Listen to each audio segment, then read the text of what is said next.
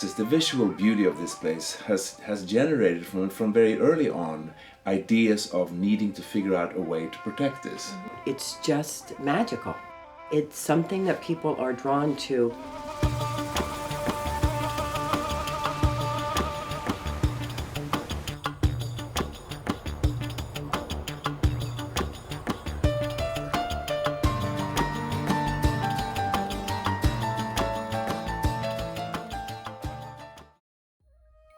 Dick Matthews, Director at Monterey County Vacation Rental Alliance. A local land use plan may or may not include some description of short-term rentals. My name is Magnus Torun, and I am the director of the Henry Miller Memorial Library. There is such wise and well thought out language in the land use plan. There's land use and then jurisdiction ordinances or regulations. Those ordinances or regulations are meant to be consistent with the land use plan. My name is Pam Cromie. I live in Big Sur, California since April of 2007.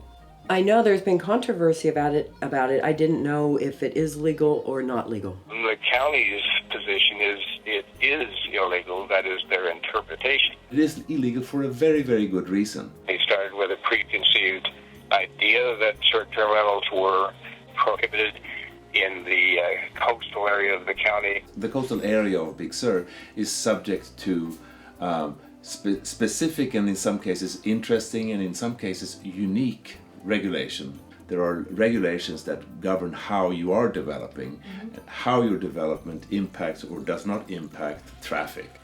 It's a road where you really have to be aware and pay attention and respect it. I wouldn't mind having an extra income. I happen to really enjoy hosting guests. I don't do it because I don't want to play into this idea of commercializing our neighborhoods and congesting the highway. It could be a benefit because it does get people into the community. There's also the aspect of collection of transient occupancy tax from short-term rentals can be an additional source of revenue for the county or the cities. If the taxes would go to kind of help improve the roads, that would be beneficial. We as an organization, the Alliance, strongly encourage people to pay the transient occupancy tax. It is the law. There is no question about the requirement for anybody doing rentals shorter than 30 days. The revenue they get from that is taxable revenue at the rate of 10.5% for the county. It seems,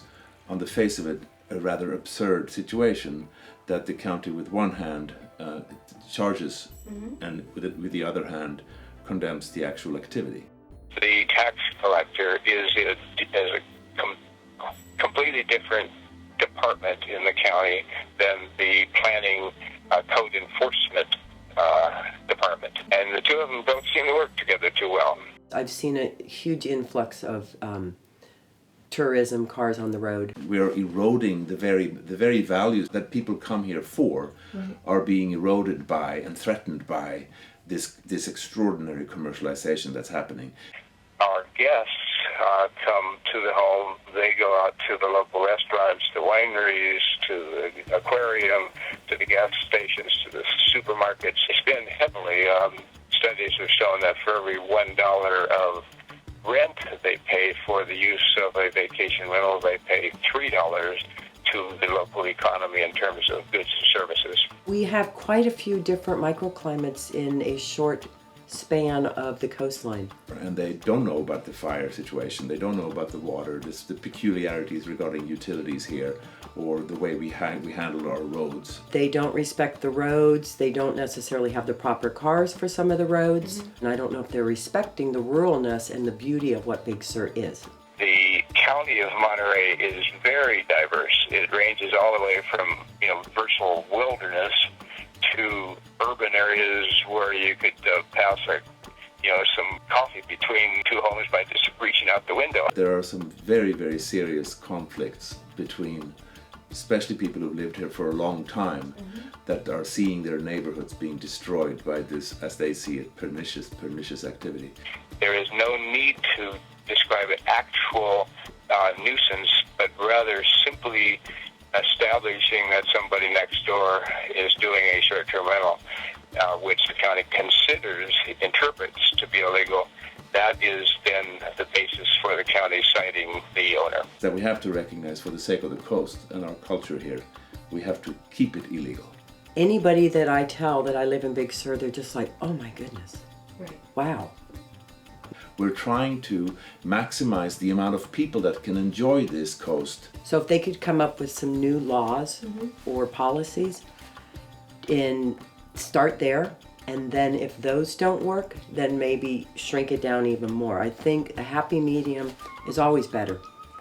It's best if it is permitted and regulated than if it's unpermitted and done underground.